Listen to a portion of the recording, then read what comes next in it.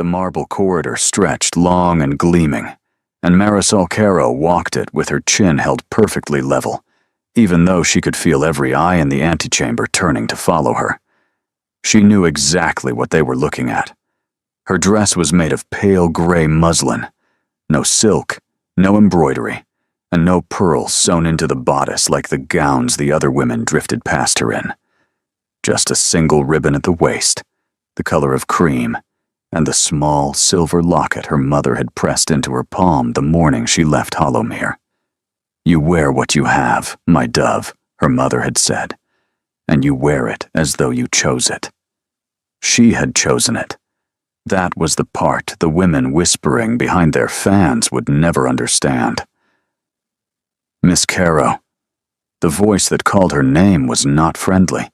It belonged to Lady Vespera Holbrook, the woman who had been tasked with delivering her to the assembly, and who had spent the entire carriage ride explaining, in tons of strained patience, what Marisol must not do, must not say, and above all, must not wear.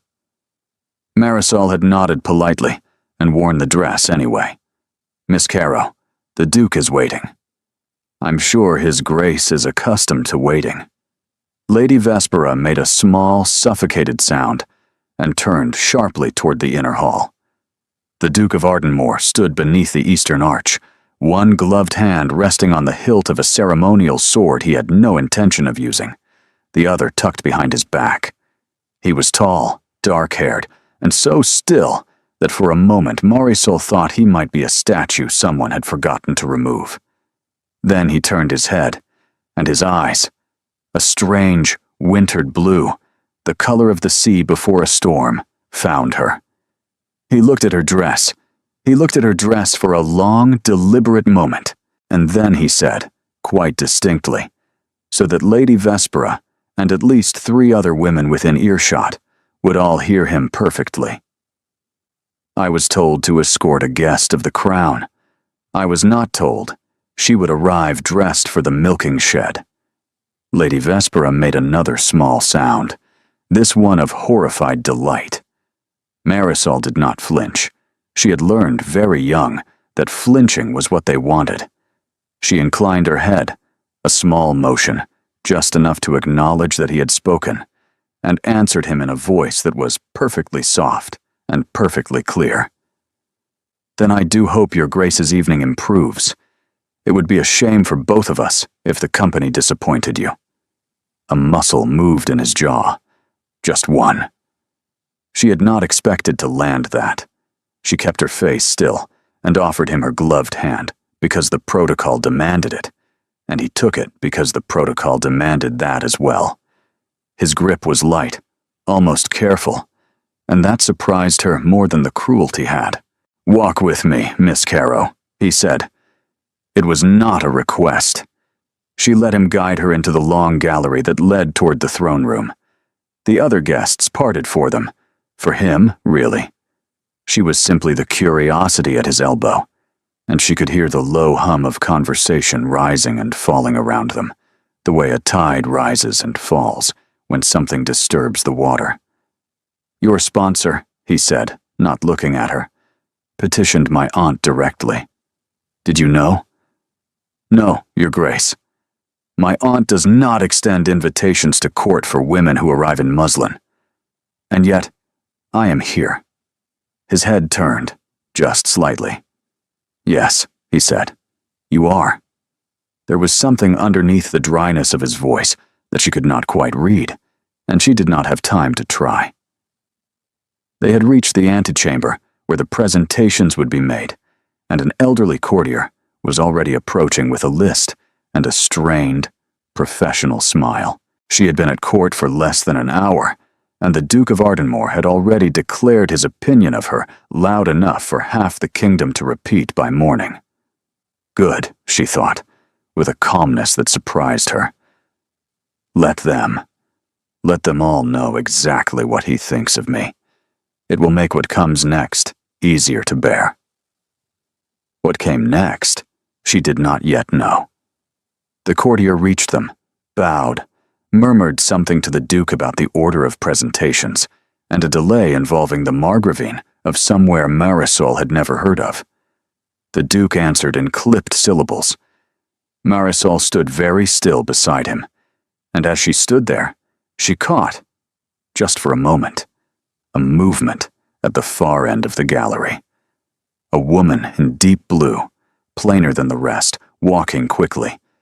Her face was turned, her hood half drawn, but Marisol felt her chest tighten anyway, because there was something in the set of those shoulders that she knew, that she had known her whole life.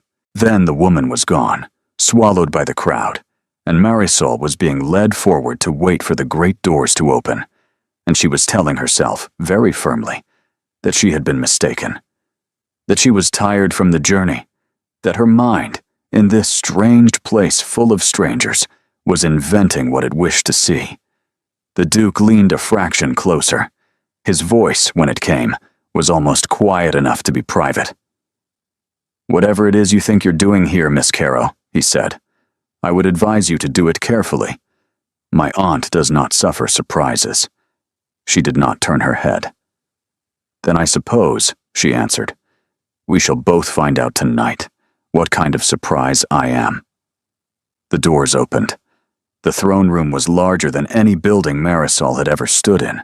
The ceiling rose impossibly high, ribbed with gold and painted with the long, faded pageantry of kings and queens she had read about only in books.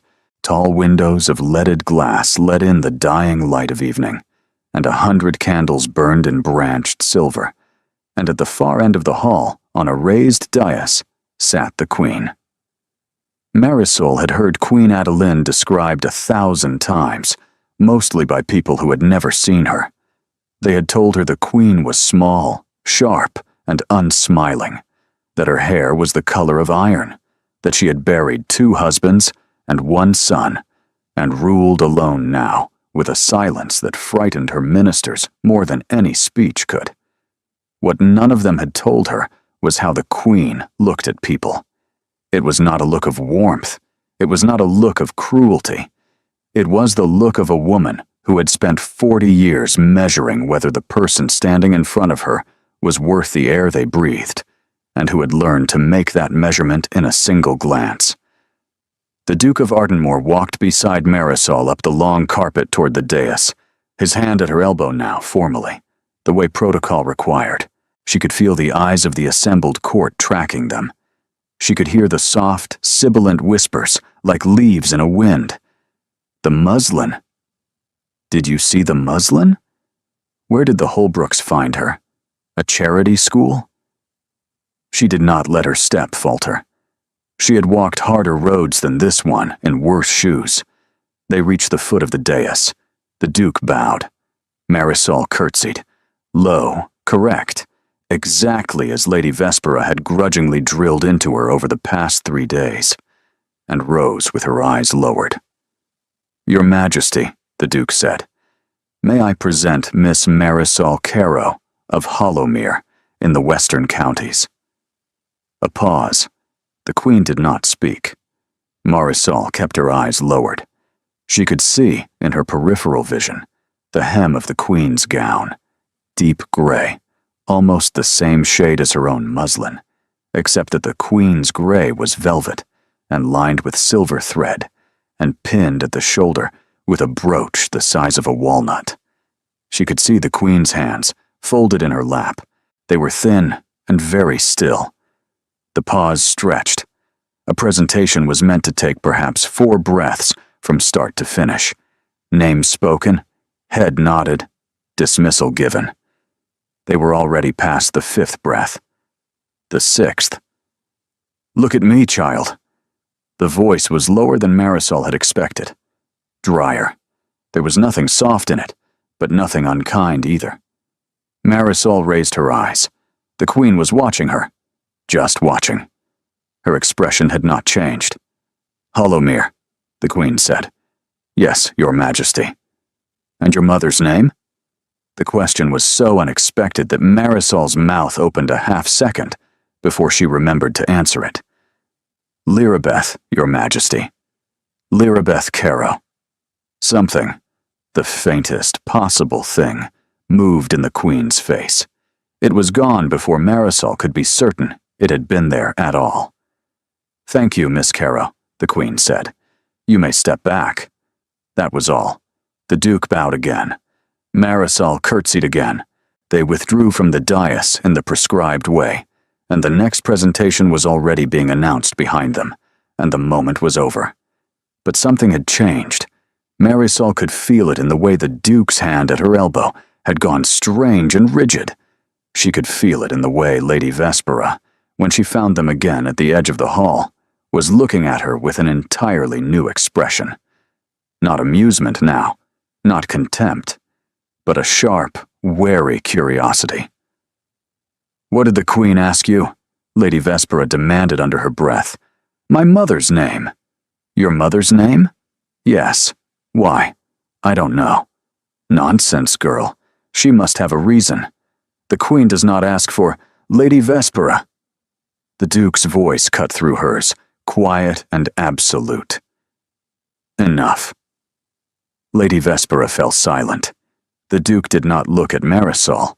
He was looking, instead, towards the dais, toward the Queen, who was now greeting some other presentation, her face composed, her hands folded again in her lap as though the small, strange exchange had never taken place.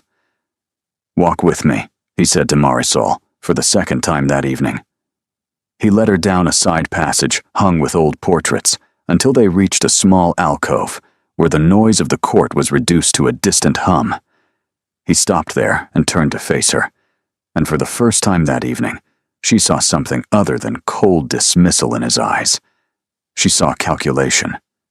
She saw, perhaps, the beginning of fear. "Miss Caro," he said, "I think you and I had better have a conversation." "About my dress, Your Grace?" "About your mother." She felt the floor tilt very slightly. She did not let it show. "I have already given Her Majesty my mother's name," she said.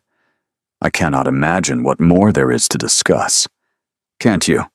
"No." He studied her for a long moment. The wintered blue of his eyes was harder to meet now, because there was something behind it she could not name. "You will remain at court tonight," he said, "and tomorrow, and for as long as Her Majesty requires. You will not depart for Hollowmere. You will not write to your sponsor. You will not speak of the Queen's question to anyone, not to Lady Vespera, not to the servants, not to whatever priest or maid you might be inclined to confide in. Do you understand? You have no authority to. I have every authority. Her Majesty has just given it to me by speaking to you." She asked my mother's name. That is not. That is precisely what it is. His voice dropped further. "Listen to me very carefully. I do not know who you are. I am beginning to suspect that you do not entirely know either. But the Queen knows. And until she chooses to tell us what she knows, you and I are bound to one another by her silence. It means," he went on, "that the woman I mocked an hour ago in the corridor is now, by a single sentence from my aunt, the most carefully watched guest in this palace. And I, God help me, am the one who must keep watching her." The corner of his mouth moved. It was not a smile. It was something more bitterly than that. "So I hope, Miss Caro," he said, "that you brought a second dress, because we are going to be in each other's company for some time." They gave her rooms in the East Wing, not the guest wing where the foreign envoys and the lesser nobles slept. That would have been ordinary, predictable, the sort of accommodation Lady Vespera had assumed Marisol would receive. The East Wing, a chambermaid whispered as she lit the bedside candles, was where the Queen's personal guests stayed, where her cousins stayed, where once, long ago, her own daughters had stayed before they were married away. Marisol did not sleep. She sat in the high-backed chair beside the cold fireplace, still in the muslin dress, the locket from her mother held tight in her closed hand, and watched the candle on the writing desk burn down by inches. Outside, a clock she could not see chimed 11, and then 12, and then one. Her mother had told her once, only once, when Marisol had been perhaps 11, and there had been a fever in the house, and her mother had been speaking the way people speak when they think the world might end before morning. If anyone in a great house ever asks you my name, my dove, you tell them. You tell them, and you do not lie. Whatever follows, follows. Marisol had asked her why. Her mother had only smiled and stroked her hair and said, "Because I made a promise once. And promises do not stop being promises just because you walk away from them." She had not thought of that night in years. She thought of it now. There was a knock at her door. She did not move. The knock came again, not loud, not impatient, the considered knock of someone who already knew she was awake. She rose and opened the door. The Duke stood in the corridor. He had changed out of his court dress. He wore a dark coat now, plain, and the kind a man might wear if he did not want to be recognized at a distance. He looked, she thought, like a man who had also not slept. "May I come in?" "It is 2 a.m, Your Grace. I am aware. I should like to speak with you, and I should prefer to do it where the corridor cannot listen." She considered him. She stepped aside. He stopped 2 paces inside the door and did not move toward the chair, did not move toward the fire, kept, instead, a careful distance, his hands behind his back. "I owe you an apology," he said. She had not expected that. For the corridor. For what I said about your dress. It was beneath me, and it was beneath you, and I am sorry. "Your Grace, let me finish. I am not apologizing because the Queen spoke to you. I am apologizing because what I said was cruel, and I knew it was cruel when I said it. I had been told something about you before you arrived, and I had decided, on the basis of what I had been told, that you would be a particular kind of person. And the moment I saw you, I treated you as that person. I was wrong to do so." She was quiet a long moment. "What were you told?" "That a young woman of no particular family was being pushed forward at court by her sponsor for the purpose of catching a husband above her station. I was told to be civil and unencouraging. I chose to interpret that instruction in the most ungenerous possible way. I see. I do not yet know who told my aunt about you, or why. But it was not your sponsor. Lady Vespera was a convenience, nothing more. Someone wanted my aunt to see you, and someone wanted me, specifically me, to bring you to her." She felt a small cold thing move along her spine. "Why you?" "That is the question I have been turning over for the last 4 hours." She moved to the chair and sat. She set the locket carefully on the small table beside her. "My mother is a seamstress, Your Grace," she said. "She has been a seamstress my entire life. She kept a small house in Hollowmere, 3 rooms, a kitchen garden. There is nothing about her that should interest a queen." "And your father?" "Died before I was born. A fever," my mother said. "There are no portraits of him. There is no grave nearby. She said he was buried where he fell, and that she was not strong enough to visit." "You believed her?" "I had no reason not to." "You have a reason now." She did not answer. The Duke crossed the room then, slowly, the way a man crosses a frozen lake, and stopped before the fireplace. He looked down into the cold grate. "My name is Caspian Vale," he said. "I know your name, Your Grace. I am telling you because I would like, for the duration of this strange business we are now obliged to share, for you to use it. Not in public. Public is impossible. But here, when the door is closed, and there is no one listening but the candle, I find I cannot keep apologizing to a woman who is required to call me Your Grace. That seems an unequal bargain. Then call me what you like." She thought about it. "Caspian, then." "Thank you." A silence settled. Not an easy one, but not the brittle, hostile silence of the corridor either. I should leave, he said. It is improper for me to be here. The East Wing is watched. There will be talk by morning, regardless of how careful I've been. Then why did you come? He did not answer at once. Because I saw your face in the alcove tonight, when I told you my aunt knew something you did not. And I have been thinking, for the last several hours, of a girl I do not know, alone in a room she did not choose, holding a locket I noticed her holding when she stepped down from the dais, and I thought it might be unkind to leave her there until morning, without telling her that someone in this palace, at least, intends her no harm. The candle on the desk guttered. She did not trust her voice for a moment. When she found it, it was steadier than she had expected. Good night, Caspian. Good night, Marisol. He let himself out. The door closed behind him with the smallest possible sound. She sat in the dark a long time after he had gone, the locket in her hand, and she thought about her mother saying, "Whatever follows, follows." And she thought about a woman in a deep blue cloak walking quickly through a gallery. And she thought about the Queen's small gray velvet hands folded perfectly still in her lap.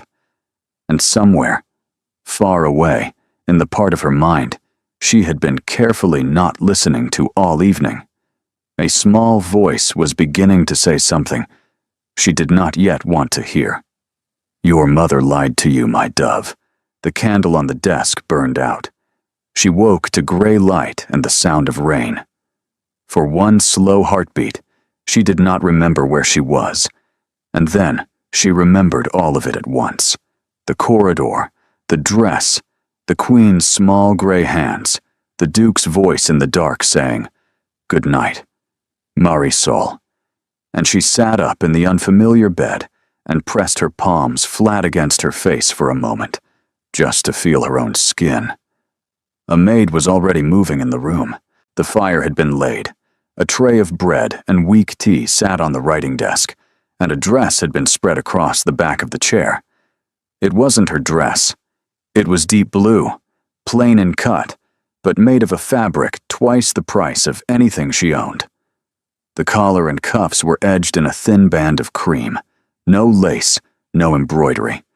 It had been chosen, she understood at once, by someone who had taken great care to choose something she would consent to wear. "Begging your pardon, miss," the maid said, eyes lowered. His Grace had it sent up at first light. He said the muslin was for last night, and today is a different day, and he hoped you would not take offense. Did he? Yes, miss. He also said to tell you that you are not required to wear it, only that it has been offered. Marisol stood and crossed to the chair and ran her fingertips along the sleeve. It was the color of the cloak the woman in the gallery had worn. She did not think that was an accident. What is your name? Pell, miss. Pell. Did His Grace say anything else? Only that he would call for you at the 10th hour, miss, and that you were to take breakfast and not worry. Not worry, as though that were something a person could be instructed into. Thank you, Pell. She wore the dress. He was at her door at the 10th hour exactly. He did not comment on the dress. His eyes moved over her once, and something in his shoulders eased a fraction. He offered her his arm. She took it. Where are we going? To walk in the long gallery. It is the only place in this palace where two people can speak privately, while appearing to do nothing of the kind. The long gallery ran the full eastern length of the palace, lined on one side with windows looking out over a sodden formal garden, and on the other with portraits of every monarch the kingdom had counted in 400 years. Other guests walked there too, but the gallery was vast enough that a careful pair could move through it without being overheard. They walked in silence for the first long minute. Then he said quietly, "Your sponsor has been asking for you all morning. She has been told you are unwell. For the moment she is contained. You have been busy, Caspian.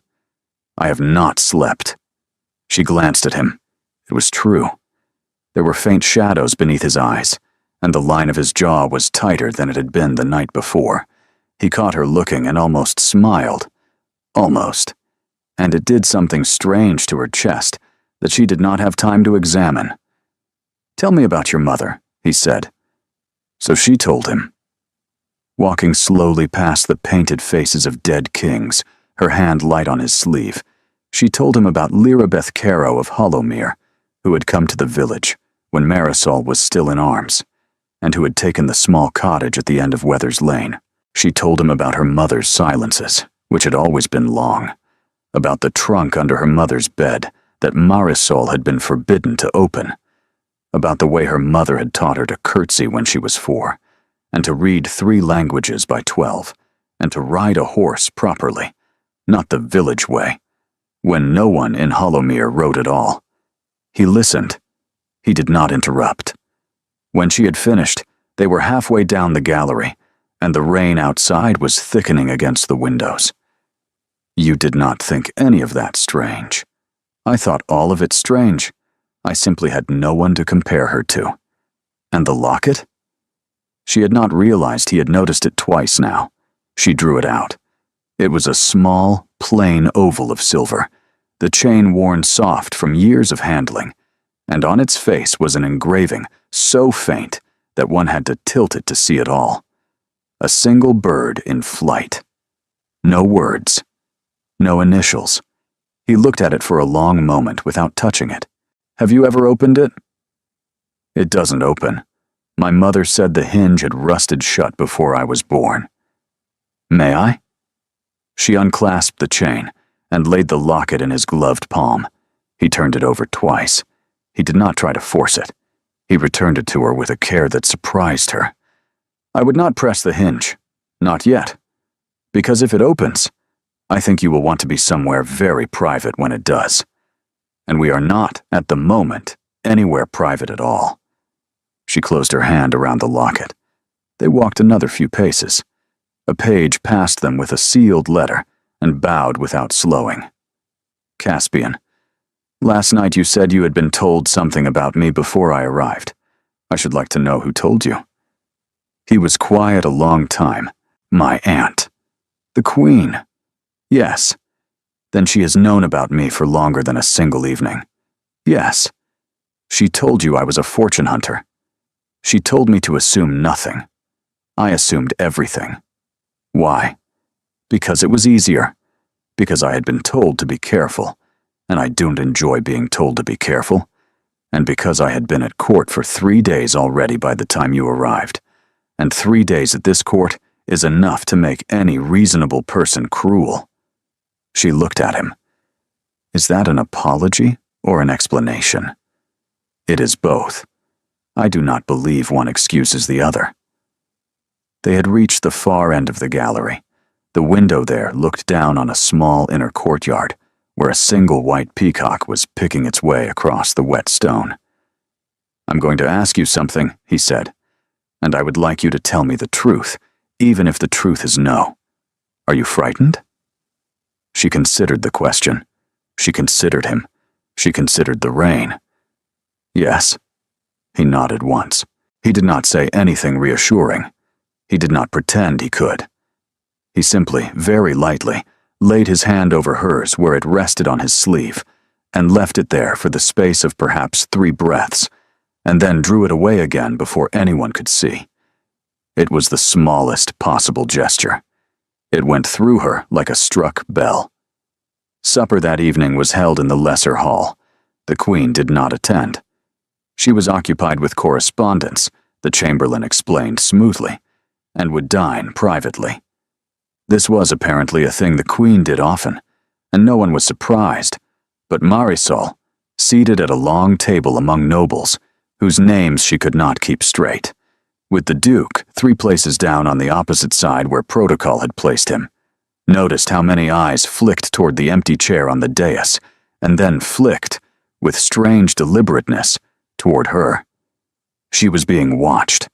She had been watched since she stepped through the doors. She ate carefully. She drank little. She answered the questions put to her by the elderly Viscount on her left, who asked her about Hollowmere's harvests as though they were a topic of urgent national interest. That was how she saw him. He was seated 4 down from the Duke, on the same side, half hidden by a candelabrum. A man perhaps a few years older than herself, slim and well-made, with hair the color of dark honey, and a smile that was already aimed at her before she had quite turned her head. She knew that smile. He had last seen it 5 years ago, leaning over a fence post in Hollowmere, when she had been 19 and stupid with summer. His name was Lucian Ashby, and he had been the curate's nephew, visiting from the city for one long July, and he had told her, under a pear tree, with the bees fat and slow in the grass between them, that he would write to her when he returned to London, that he would not forget her, that a girl like her did not belong in a place like Hollowmere, and that if she would only be patient, he would come back for her in the autumn. He had not written. He had not come back. She had not thought of him in years. He was still smiling at her. She lowered her eyes to her plate. When the meal ended and the company rose and drifted toward the music room, Lucian Ashby found her in the corridor before she had taken 6 steps. "Miss Caro, Mr. Ashby, you remember me?" "I do. I had begun to think you would not. I had begun to think the same of you." It came out sharper than she had intended. He laughed, that easy, charming laugh she remembered, which had once made her chest feel hollow and warm, and stepped a fraction closer. "I deserved that. May I walk with you?" "I'm expected in the music room." "Then may I walk with you to the music room?" She did not say yes. She did not say no. He fell into step beside her anyway, and there was nothing she could do that would not make a scene.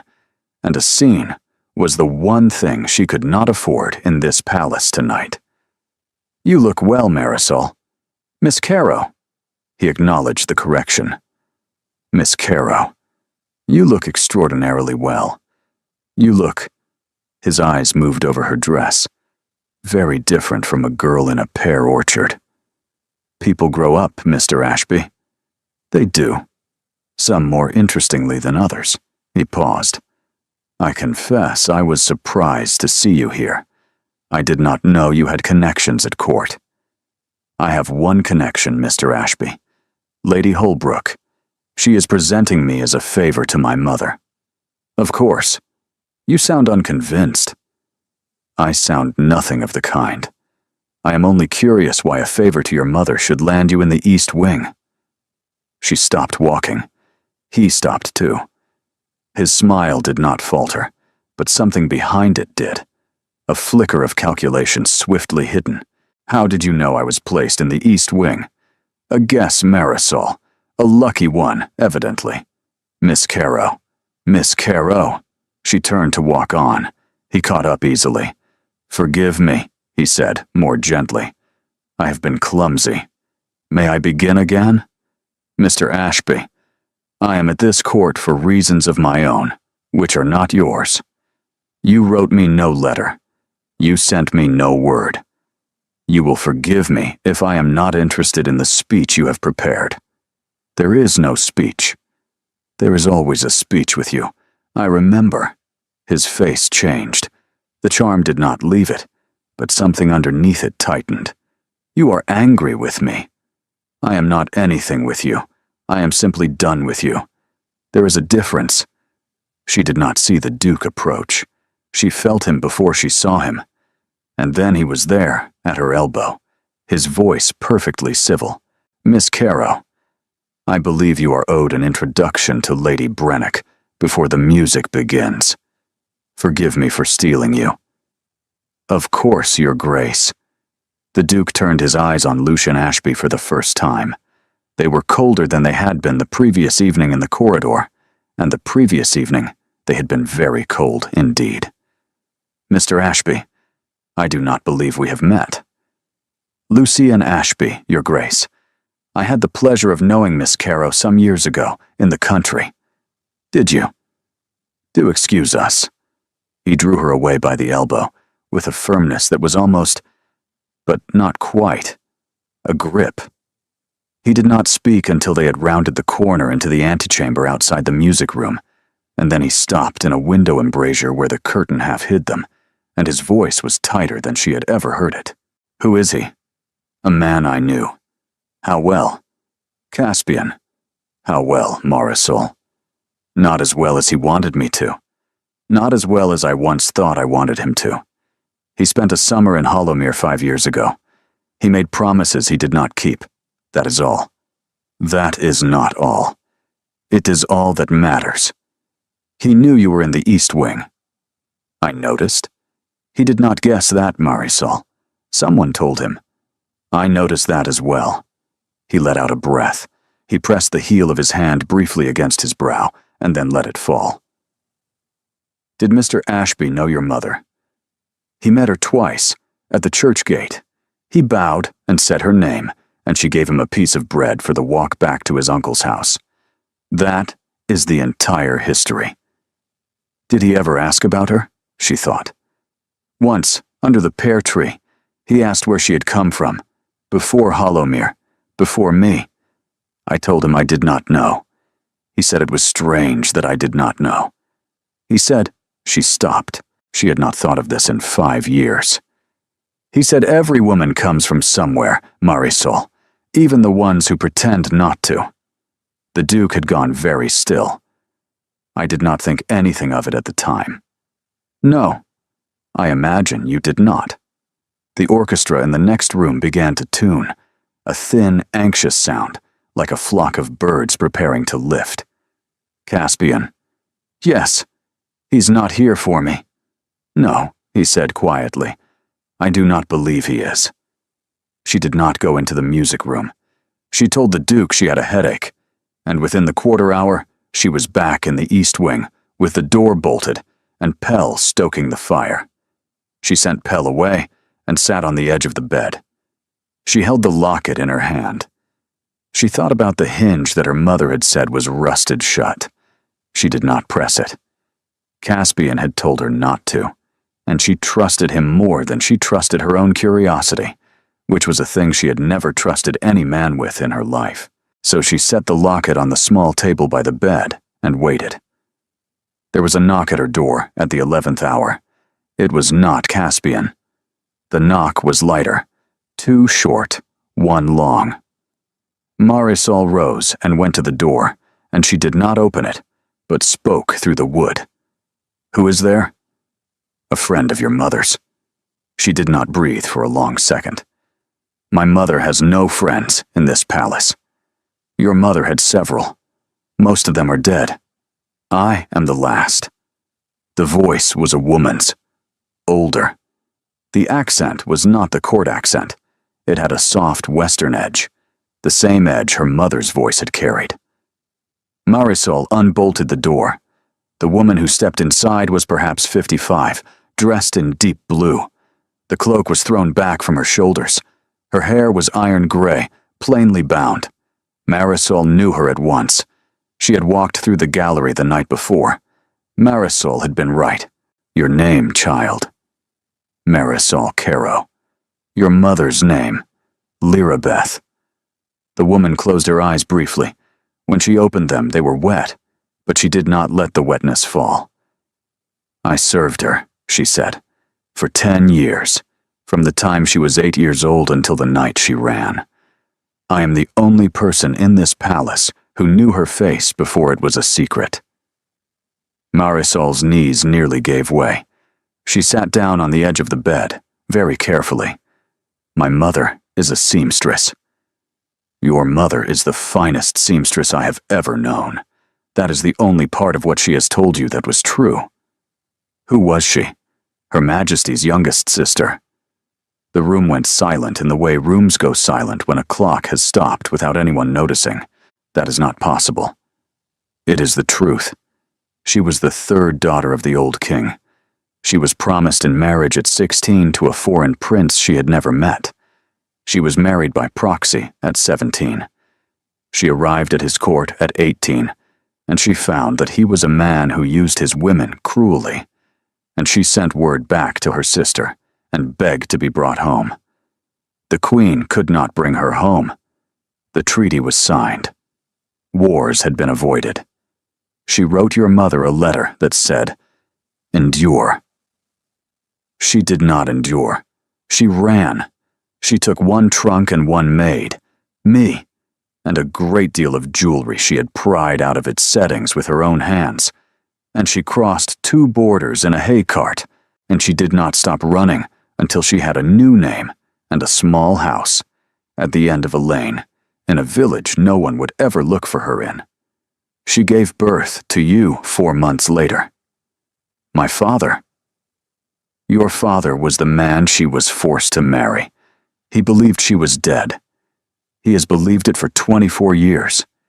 He will go on believing it because the Queen has decided it is better for the kingdom that he go on believing it. Then why am I here? The woman crossed the room and went down, with some effort, onto one knee. Because your mother died 9 weeks ago, the woman said softly. And before she died, she wrote to her sister and told her about you. She asked the Queen, on behalf of the only sister she had left in the world, to look at you once, to see whether you had grown up well. That is all she asked. She did not ask for a place at court. She did not ask for a title. She only asked for her sister to see you. My mother is, yes, she did not. She wrote the letter from her sickbed. She told you nothing because she did not want you to grieve a queen as well as a mother. She wanted you to grieve the seamstress. Marisol was crying. She had not noticed when she had begun. Why is the Duke involved? Because the Queen does not trust her own court. She trusts very few people. She trusts her nephew. She has asked him, without telling him why, to keep watch over you. What does she mean to do with the truth? The woman did not answer at once. She rose, with the same effort, and went to the writing desk and set down a small, plain envelope sealed with gray wax. That is for you, from Her Majesty. You are to read it alone, tonight. You are to give the Queen your answer in the morning, in person, in a single word, which she will accept either way. What is the word? That is not for me to say. The Queen will give you the question. She moved to the door. At the threshold she paused and looked back, and her face softened for the first time since she had entered the room. Your mother loved you more than she loved her own life. Whatever choice this letter offers you, remember that she would have wanted you to choose for yourself. Not for her, not for the Queen, for yourself. What is your name? The woman smiled very faintly. Mireille, she said. She used to call me Mira. She closed the door behind her. Marisol sat on the bed before she reached for the envelope. The gray wax cracked under her thumb. The paper inside was thick and cream-colored, and the writing was small and precise, and unmistakably the hand of a woman who had ruled a kingdom alone for 40 years. It said, Child, I have one question to ask you, and I will ask it tomorrow morning in my private chambers, where there will be only the 2 of us and your Mireille. The question is this: where are you from? Answer it however you like.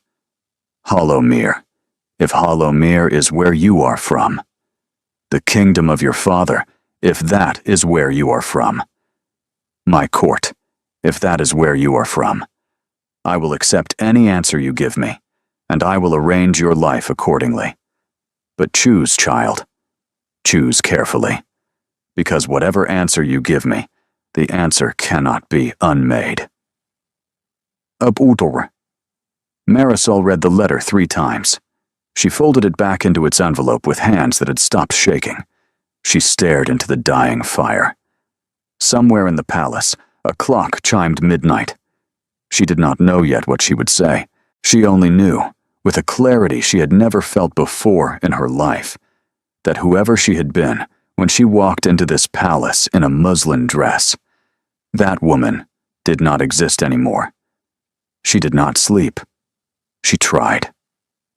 She put out the candle, and she lay down in the great, unfamiliar bed, and her mind would not stop. The 3rd daughter of the old king. Married by proxy at 17. Buried where he fell, my mother had said. There is no grave nearby. There was no father at all. There was a brute in a foreign country who had believed for 24 years that he was a widower. She watched the moonlight move across the ceiling and listened to the palace make its strange small sounds, and she thought of her mother sitting at the small kitchen table in Hollowmere, mending the vicar's wife's good linen by candlelight.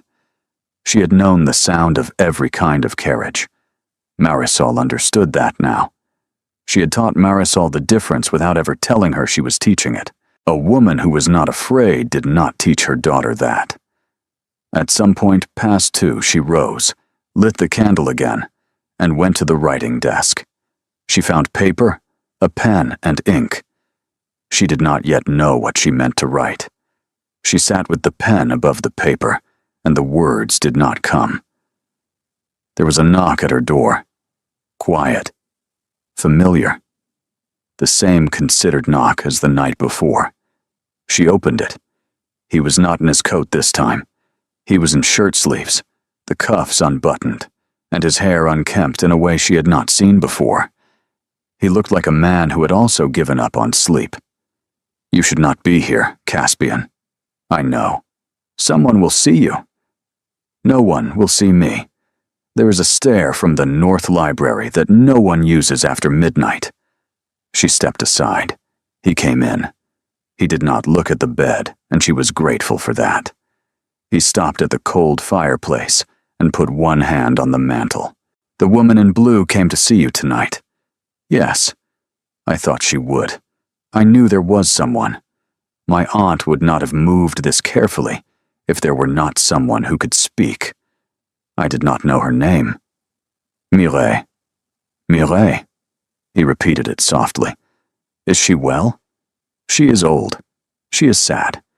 She has carried something for 24 years that she has not been allowed to put down. And now she has put it down. Yes, with me. He turned then. His eyes were dark in candlelight and very tired. Marisol, don't ask me what was in the letter. I can't tell you. I am not going to ask you what was in the letter. Then what? I am going to ask you what you are going to do. I do not know. That is not true. You may not have the words for it yet, but you know. She sat down on the edge of the chair by the writing desk. She did not look at him. If I say one thing tomorrow, my life ends. The life I had, the cottage in Hollowmere, the chickens, the roses my mother planted on the south wall, the small, ordinary woman I was going to be. All of it ends. I become something else. Something I do not know how to be. And if you say the other thing, if I say the other thing, my mother's secret stays buried. Mireille goes back to wherever Mireille came from, and I take my muslin dress and my locket, and I go home to a cottage that no longer has anyone in it, and I live the rest of my life in a village where no one will ever know what I almost was. Either choice costs you something. Either choice costs me everything.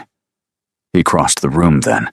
He stopped 2 paces from her and went down on one knee, not in the way a man kneels for a proposal, but in the older way, the way a man kneels who has decided he will speak something he cannot take back.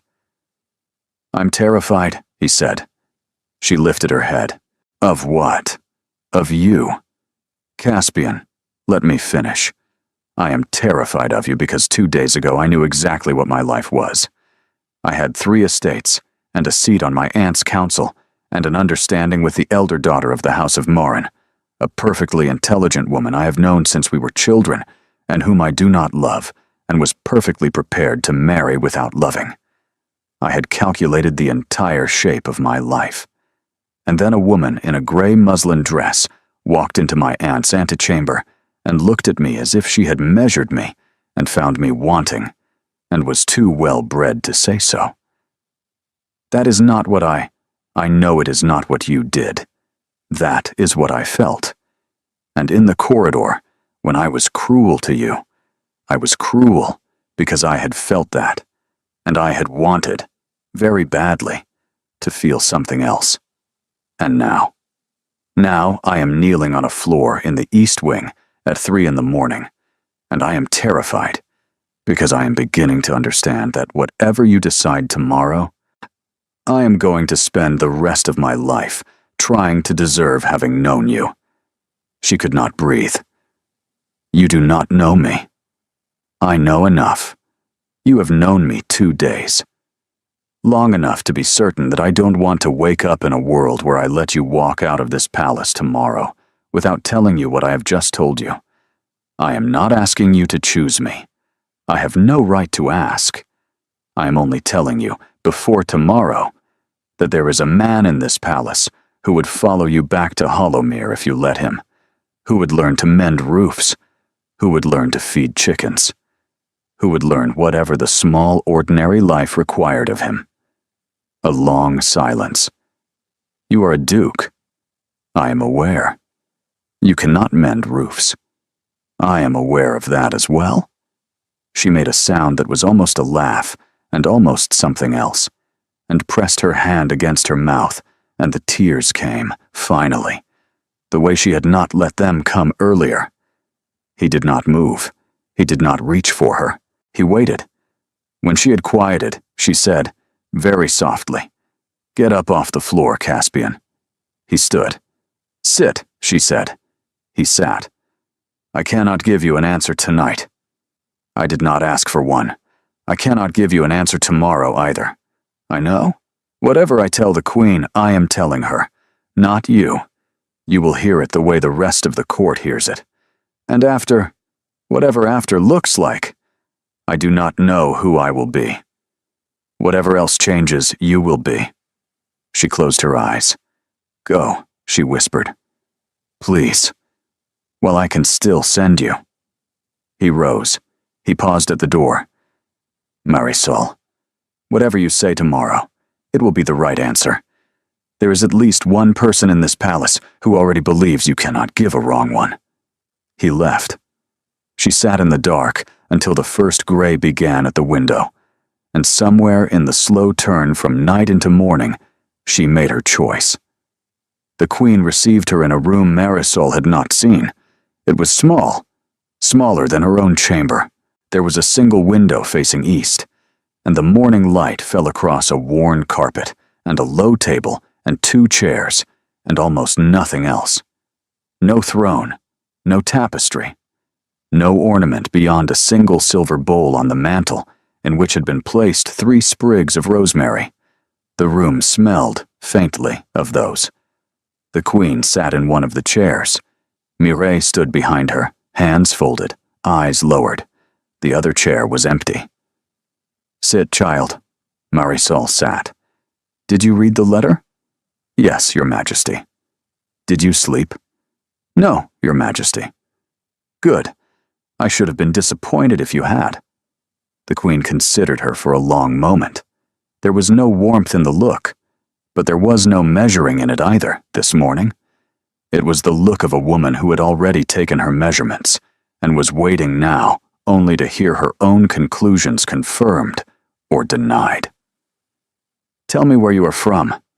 Marisol drew a breath. She had practiced the words 100 times in the long gray hour before dawn. None of the practiced versions had been right. She let them all go. "I am from a small house at the end of Weathers Lane in Hollowmere," she said quietly. "My mother planted a yellow rose against the south wall the year I was born. There are 6 chickens in the run behind the kitchen. The vicar's wife owes my mother 3 shillings for a christening gown she never collected. My mother died in that house 9 weeks ago, and she was buried in the churchyard beside the lich gate, and her stone says only her false name and the dates." The Queen did not move. "I am from there. That is where I am from." A long silence, and the rest of it. "The rest of it is yours, Your Majesty. You are the only person in the world who knows the rest of it now. Mireille knows. You know. I know. No one else needs to know, and I do not wish anyone else to know. I am not a princess. I do not want to be. I do not want a title that was bought with my mother's running. I do not want a court that did not protect her when she begged for protection. I do not want to be the daughter of a man she fled in a hay cart with jewelry she had pried out of its settings with her own hands. You understand what you are refusing. I understand. You will not be wealthy. I have never been wealthy. You will not be safe in the way a name would have made you safe. My mother was not safe with a name. My mother was safe in a cottage at the end of a lane. I will take the cottage. You will not be remembered. I will be remembered by the people who loved me, Your Majesty. That is enough remembering for one life. The Queen was quiet a very long time. Then, and Marisol would remember it for the rest of her life. The Queen reached up, without turning her head, and laid one small gray velvet hand briefly over Mireille's where it rested on the back of the chair. Mireille did not move, but 2 tears slid down her lined, still face, one after the other, and were not wiped. You are very like her, child. Thank you, Your Majesty. She would have given me the same answer. I know. She did give me the same answer, in her letter. She said, "Do not make my daughter into what I refuse to be." Marisol's hands tightened in her lap. I am going to honor your refusal, the Queen said, but I am going to honor it on my own terms, and you will permit me that, because I am still your aunt, and a queen, and an old woman who has buried more than she cares to count, and I am owed a small indulgence. Yes, Your Majesty. You will return to Hollowmere when you are ready. The cottage is yours. The roses are yours. The chickens are yours. They were always going to be yours. But I am going to settle on you a small income, quietly, through a solicitor in the western counties who does not know my name and will never know it. And you will accept it without argument, because it is the income I would have given my sister if she had let me, and I have been carrying it for 24 years, and I am tired of carrying it. Your Majesty, do not argue with me, child. I am very old this morning. Yes, Your Majesty. Mireille will go with you, if you will have her. She has nowhere else now. She has waited for your mother for half her life, and your mother is gone, and there is a little of your mother in you, and Mireille has earned the right to spend the rest of her years near someone she loved. Marisol turned. Mireille's face was wet. Marisol could only nod. Yes, she said. Please. Yes. There is one more matter. Your Majesty. My nephew. Marisol's chest tightened. Yes, Your Majesty. The Queen looked at her with eyes that suddenly were not the eyes of a queen at all. They were the eyes of an old woman who had seen, perhaps, more than Marisol had quite realized she had been seeing. He came to your room last night. It was not a question. Yes, Your Majesty. Twice. Yes, Your Majesty. And he left both times. Yes. Then he is a better man than I was prepared to believe he was, which is fortunate, because I am about to do something to him that will require him to be a very good man indeed. What are you? That is not for this room, child. That is for the next one. Go and dress for the noon hour. Mireille will help you. Wear the blue dress, the one he sent you yesterday morning. How did you? Child, the Queen said, with the smallest possible flicker of something almost like amusement. I have not been queen for 40 years by failing to know what color of dress is sent to a guest in my east wing. Go. Marisol rose. She curtsied. At the door she paused and turned back. Your Majesty. Thank you for seeing me. The Queen inclined her head, barely the smallest possible motion, and Marisol understood, in that small motion, that she had just been given everything she would ever be given by this woman, and that it was, in its own quiet way, a great deal. She left. In the corridor, she pressed her hand against the wall for a moment, just to feel the cold of the stone, just to be certain she was still inside her own body. Then she went to dress for noon. She did not see Caspian before noon. She was given over instead to Mireille and to Pell, who between them dressed her in the blue silk and brushed her hair until it shone, and pinned it up in a manner Marisol had never worn it. Low at the nape, with a single ribbon. No jewels. Mireille fastened the silver locket around her throat with hands that shook only slightly. Pell brought her a glass of weak wine and made her drink half of it. At the noon hour, the chamberlain came for her. She was led not to the throne room, but to the lesser audience chamber, a long room paneled in dark wood, with windows on 3 sides. The court was already assembled, the senior nobles, the council. Lady Vespera, pale and very alert in the second row. Lucian Ashby, near the back, wearing an expression that was no longer charming. The Duke of Ardenmoor stood at the front, on the left, in formal court dress. He did not look at her when she entered. She did not look at him. The Queen entered last. She took her chair on the small dais. She did not speak at once. She let the silence settle, the way she always did, until the room understood that she had decided to let it begin. Then she said, "Miss Marisol Caro of Hollowmere has been my guest these past 2 nights, at my particular invitation." The room had been waiting for some statement of this kind. The room had not expected it phrased so plainly. She is not, as some of you have been pleased to speculate, a fortune seeker. She is not an applicant for a place. She is not the daughter of a foreign envoy. She is the daughter of a woman to whom I once owed a debt I was not permitted to pay. Miss Caro has graciously consented, in the course of these 2 nights, to allow me to discharge a small portion of that debt. The remainder will be discharged privately, and is not the business of this court. A murmur. The Queen lifted one hand. The murmur stopped. Lady Vespera Holbrook. Lady Vespera came forward. She curtsied. Her face had gone the color of paper. You presented Miss Caro at this court as a favor to her late mother. Is that the entirety of the arrangement? Yes, Your Majesty. Then you have discharged your duty admirably, and I thank you. You may step back. Lady Vespera stepped back. Mr. Lucian Ashby. The room turned. Lucian Ashby came forward slowly. He bowed. He did not speak until he was bidden.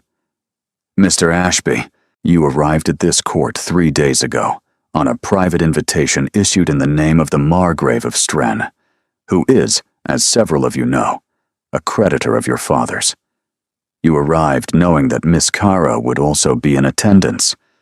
You arrived having been told, by whom we shall in due course determine, that Miss Caro's circumstances had recently and dramatically altered. Is any of that incorrect? A long silence. No, Your Majesty. You approached Miss Caro last evening in the corridor between the lesser hall and the music room. You attempted to renew an acquaintance you had abandoned 5 years ago in the village of Hollowmere, where you spent a single summer at your uncle's expense.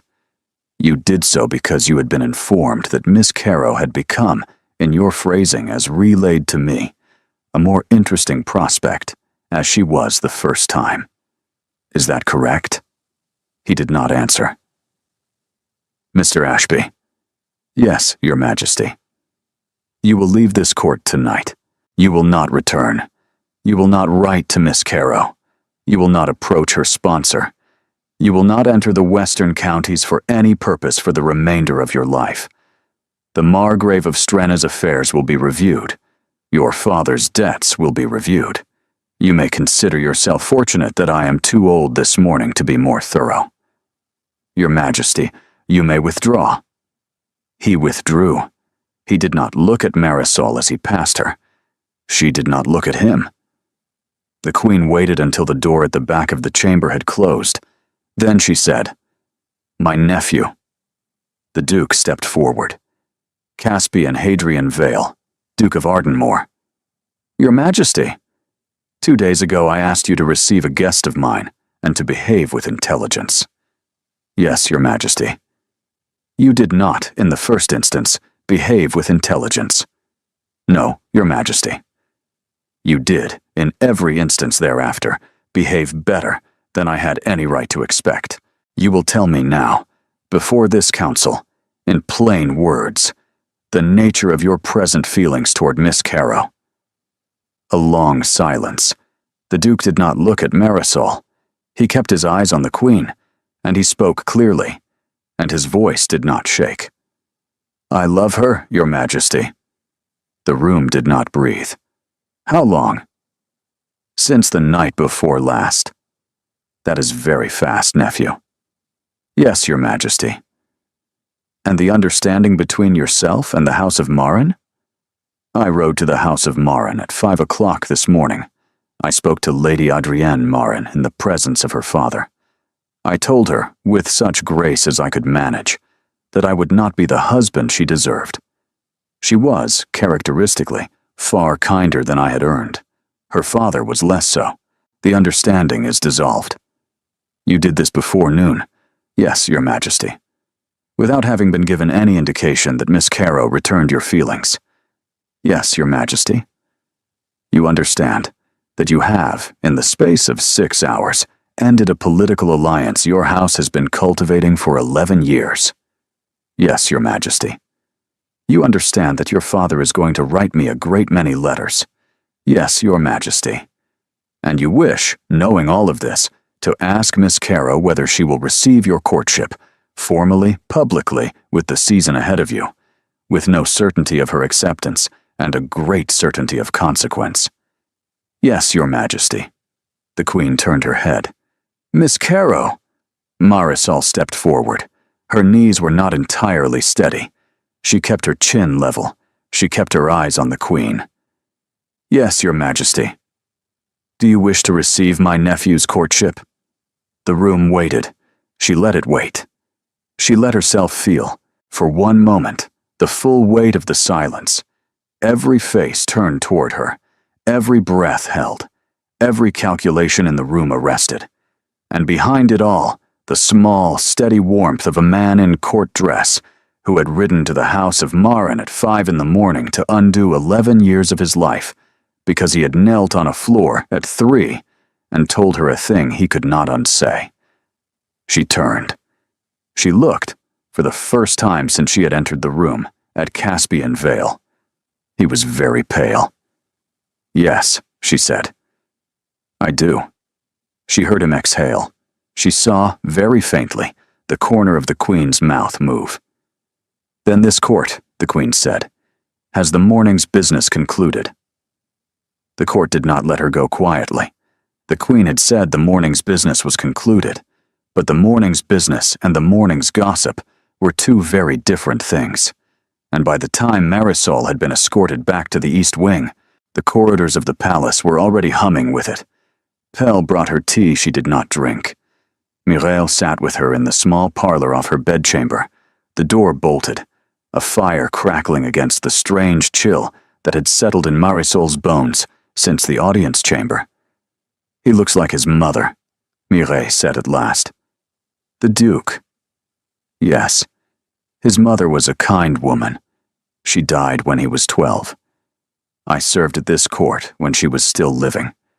She would have approved of you. You knew her? A little. Your mother and the Duke's mother were friends as girls. They embroidered together. Mireille smiled faintly. Your mother taught her how to do the small flat stitch you cannot ever quite get straight on the first try. The Duke's mother could never quite get it straight. Marisol pressed her hand against her mouth. A knock at the outer door. Pell answered, came back, presented a small folded note. Marisol opened it. The terrace at the South Gardens, 4 o'clock, if you are willing. See. She refolded it. Will you go? Mireille asked. Yes. Take the dark cloak. There will be eyes everywhere this afternoon. Mireille. Child, was she happy? My mother, in Hollowmere. Do you know if she was at peace, child? Happy is a different thing. She had a daughter she loved more than her own breath. She had a small house and a yellow rose and 6 chickens and the work of her hands. And she had, at the end, the certainty that her daughter was going to be all right. That was enough for her. She told me so in the last letter she ever wrote me. She said, "I have had enough, Mira. Do not grieve me too long." Marisol could not speak. She wore the dark cloak. Pell led her by a back stair through a small door in a paneled wall, down 3 flights, and out into a kitchen courtyard, where no one was watching for her at all. She walked to the south gardens through the long box hedges, her hood low. He was waiting at the stone balustrade above the lower terrace. He was alone. He had not changed out of his court dress. He turned when he heard her step, and for a moment they looked at each other, and the careful courtroom faces they had both worn that morning were entirely gone. He came to her at once. He did not embrace her. Not here. Not in daylight. But he caught both her hands in his and held them tightly, and pressed her gloved knuckles briefly against his forehead. "You said yes." I said yes. "You were not obliged. You could have refused me in front of every senior member of the council and gone home to your roses, and I would have—" "Caspian, I know." He drew a long breath. He let her hands go, slowly, and offered her his arm, and she took it, and they walked together along the upper terrace. "Lady Adrian," she said. "Yes. Tell me about her." "She is 26. She is the elder of 2 daughters. She is a competent writer, an indifferent musician, and a remarkably patient woman who has known for at least 5 years that I did not love her, and has never once, in all that time, asked me to pretend that I did. I rode to her father's house at 5 this morning. Her father called me a fool. She did not. She said, 'I am sorry it was not me, Caspian. But I am glad it is someone.' And she sent me away with a cup of coffee and a kindness I did not deserve." Marisol's throat tightened. "I should like to write to her one day. She would receive it. Lucien Ashby was not here for you alone. I know. He was here on behalf of a man who had paid him to be here. The Margrave of Strenna, who was your father's creditor. Your father, Marisol. The man you were told had died of a fever before you were born. He still lives. He still lives. He has remarried twice. He has buried both. He has had no children. He is, by all accounts, a worse man at 50 than he was at 20. The Margrave came into possession of certain old letters of your mother's some months ago. He realized that the woman he had been told was dead had not been dead, and there might therefore be a daughter who might be of use to him. As leverage against your father, who would pay considerably to keep the matter quiet. Against my aunt, who would pay considerably to keep it quieter. Against, in due course, you. Lucien Ashby was sent to renew an acquaintance, to ascertain whether you knew who you were, and, if it became necessary, to compromise you in such a manner that you could be married off quietly to a man of the Margrave's choosing, who would then be in a position to be paid by all interested parties. She stopped walking. He would have. Yes. The Queen has known about the Margrave's interest for several weeks. Mireille's arrival at court was prompted by it. My aunt did not bring you here to give you a choice about your mother's secret. She brought you here because the choice was about to be taken from you, and she was determined that you make it first. She was very still. Why are you telling me now? Because I will not begin a courtship of you on a foundation of things I have been told, and you have not. Because if we are to have anything at all, we are to have it without a single secret on my side.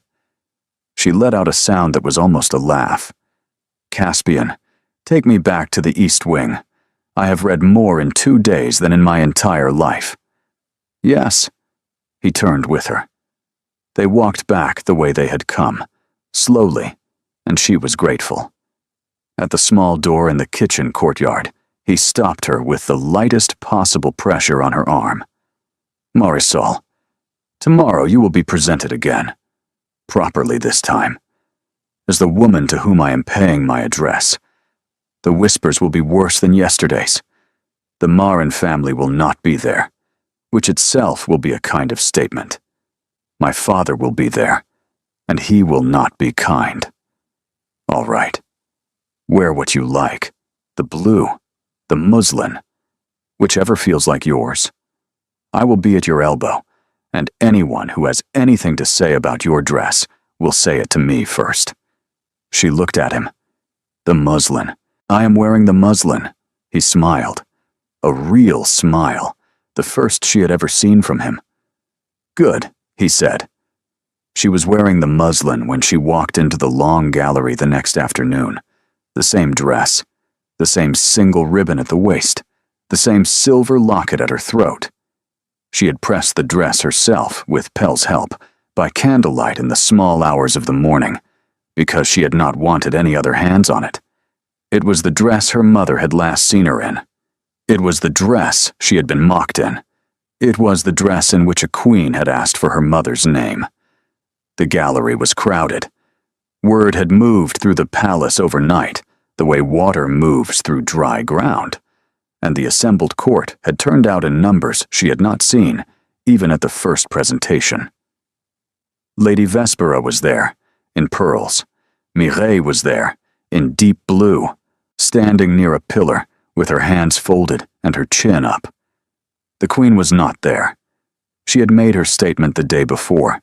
She did not need to make it again. The Duke's father was there. He was an older, harder version of his son. The same pale blue eyes, the same careful jaw, but where Caspian's face had finally begun to soften at the corners, his father's face had set itself a long time ago and showed no sign of ever moving again. He stood at the center of a small group of senior nobles. He did not turn when Marisol entered. The not turning was the statement. Caspian did not flinch. He walked her the full length of the gallery. He greeted, by name, every person who deserved to be greeted. He introduced her without elaboration, Miss Caro of Hollowmere, and he did not adjust his voice for the rank of the listener. They reached his father at the end of the gallery. The old Duke turned, finally, when there was no longer any decent way not to. Father. Caspian, may I present Miss Marisol Caro? You may. Marisol curtsied. The old Duke did not bow. He inclined his head perhaps 1 inch. Miss Caro. Your Grace. I am told you are from a village I had not previously heard of. Yes, Your Grace. And that my son intends to court you. Yes, Your Grace. Is that what you wish? She felt Caspian, very slightly tense beside her. Yes, Your Grace, it is. Why? The room had gone very quiet around them.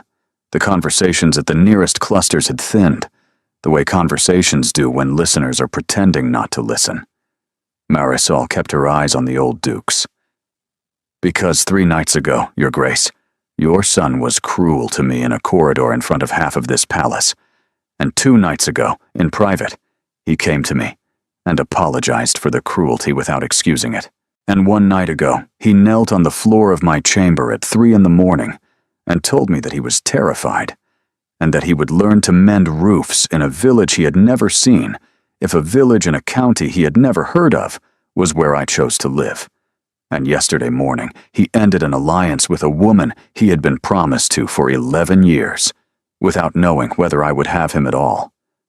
I am not marrying your son today, Your Grace. I have not been asked. But I am willing to be courted by him openly and slowly, because in 3 days he has shown me more of what I would want in a husband than I had previously believed any man in his position capable of. She paused. I hope, Your Grace, that you will come in time to know him as I have begun to. I think you would find him a son worth being proud of. The gallery was completely silent. The old Duke looked at her a long moment. He did not smile. He did not soften. But he inclined his head, the same 1 inch, perhaps a fraction more, and said very dryly, "You speak well, Miss Caro, for a woman in muslin. Thank you, Your Grace. I had a very fine teacher." "Did you?" "My mother." The old Duke held her eyes another beat. Something, almost imperceptible, moved at the corner of his mouth. He said. That was all. He turned away to his companions, and Caspian drew her on, and the gallery began, very slowly, to remember how to breathe. When they were halfway back down the long room, in a brief eddy, where no one was within easy earshot, Caspian bent his head close to hers. That was the bravest thing I've ever seen anyone do. It was not brave. I was furious. Furious is permitted, in muslin. She almost laughed. She caught it in time, and turned it into a perfectly composed smile for the elderly Viscount, approaching from the left, and Caspian's hand at her elbow tightened, just briefly, in a way she felt all the way down to her shoes. The reception ended eventually, the way receptions always end, not in any grand moment, but in a slow thinning of the crowd. By the time the gallery was empty enough to walk in without bowing every 3 steps, the long western windows had gone gold, and Marisol was tired in the bones. Caspian led her to one of the window embrasures. He drew her, behind the half-pulled curtain, into a space that was almost private, and took her hands. "I'm going to ask you something one day, when you have had time enough to be certain, and I would like, when I ask it, for the answer to come from a woman who has had a year of ordinary days first. A year of mornings. A year of small things. All right. In the meantime, will you let me come to Hollowmere?" She looked up at him. "You want to come to Hollowmere? I want to see the yellow rose. I want to see the chickens. I want to see the kitchen where your mother taught you 3 languages. I want to know the place that made you. I want to begin where you began." She did not trust her voice for a moment. "Yes," she said. "Come to Hollowmere." "When?" "When the ground thaws. The lane is impassable in the wet. Spring." "Spring, then? Bring nothing. No coach. No retinue. No livery. Come in a plain coat and stay at the inn at the crossroads, and I will meet you at the Lich Gate, and I will show you my mother's grave." "All right. And Caspian, you will not, when you arrive, have decided in advance to like Hollowmere. You will let it be what it is. I will not pretend. I do not think I am very good at pretending anymore. I think I left it in a corridor 3 nights ago and have not been able to find it since." She lifted her gloved hand. She laid it lightly against his cheek. He closed his eyes. "Spring," she whispered. "Spring," he answered. Spring came late that year to Hollowmere. The lane stayed wet into April, and the yellow rose against the south wall did not bud until the first week of May. And Marisol, who had walked from the cottage to her mother's grave every Sunday since her return, stood at the Lich Gate on the first warm afternoon of the year, with her hood pushed back and the locket warm against her throat, and watched a man in a plain dark coat come walking up the lane from the inn at the crossroads. He had taken her at her word. No coach, no retinue, no livery. Just a plain coat and a small leather bag, and the same pale blue eyes, a little less wintered now, that had measured her in a corridor a great many months ago. He stopped a few paces short of the Lich Gate. "Marisol. Caspian. You are wearing the muslin." "I am wearing the muslin." He smiled, the same real smile. She reached out her hand. He came the last few paces and took it, and they stood for a moment at the Lich Gate in the slanted spring light, and then she turned and led him into the churchyard, and showed him the small stone with her mother's false name. He stood beside her a long while. He did not speak. He laid one hand against the top of the stone, briefly, and then stepped back.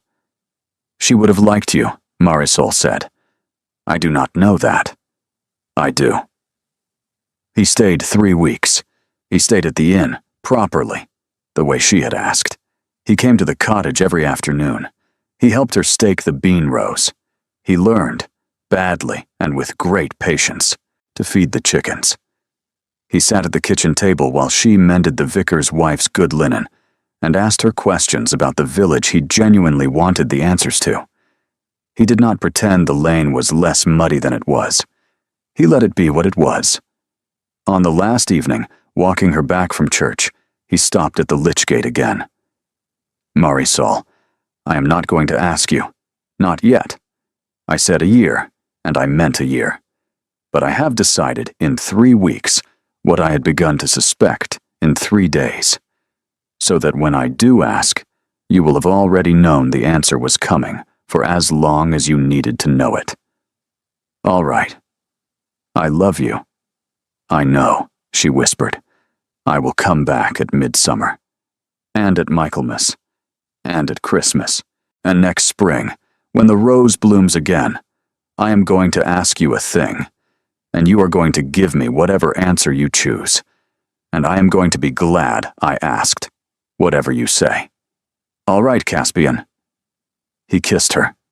Then, not in the corridor of a palace, not under a chandelier. At the lich gate of a small country church on a Sunday evening in May, with the blackbirds settling into their roosts, and the smell of wet grass and old stone, and the muslin dress of a seamstress's daughter under the plain coat of a duke who had walked from the inn at the crossroads because she had asked him to. It was a very quiet kiss. It was enough. He came back at midsummer, at Michaelmas, at Christmas, and Mireille made him sit in the kitchen and peel the apples for the pies, and he peeled them badly, and Marisol laughed until she cried. He came back the next spring. He asked her at the lich gate.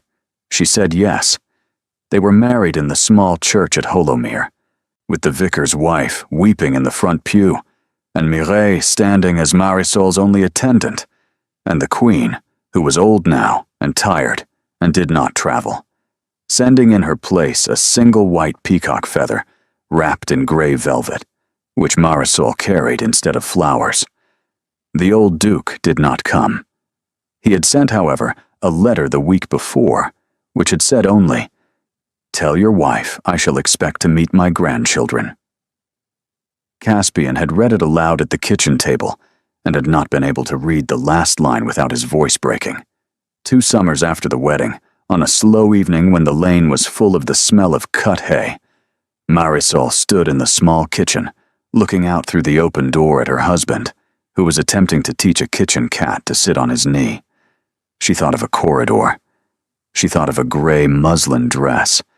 She thought of a queen's small gray velvet hand laid briefly over a servant's. She thought of, "Where are you from, child?" Caspian looked up. "Wool gathering," he said, remembering. "What?" "A corridor." He winced. "Must we?" "Once a year, I think, to keep me humble." "You are not humble.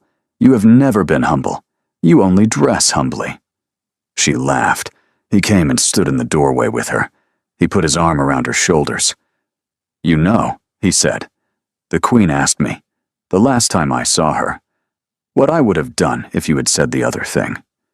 If you had told her you were the daughter of a king. What did you tell her?" "I told her I would have courted you anyway." "Liar." "No, not in this. I would have. It would have been harder. I would have been worse at it. But I would have." She leaned into him. "I know." "How?"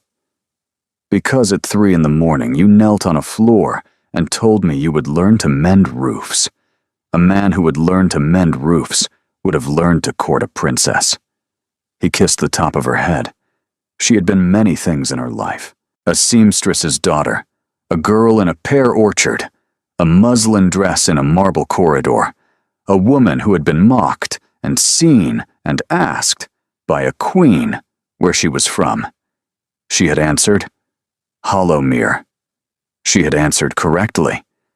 If you stayed with Marisol all the way to the Lich Gate, thank you. Her story began with a cruel sentence in a corridor and a queen's quiet question. But in the end, it was not the queen's recognition that mattered most. It was Marisol's own. She chose where she was from, and she walked into a great house in muslin without flinching, and she walked back out of it the same woman she had walked in as. If you believe, as I do, that some of the bravest things a person can do are quiet, and that the best loves are the ones a man earns by kneeling in a small room at 3 a.m. and telling the truth, please subscribe and ring the bell. There are more stories waiting, more humble heroines, more proud men learning to be better. Thank you for being here. You are why these stories exist.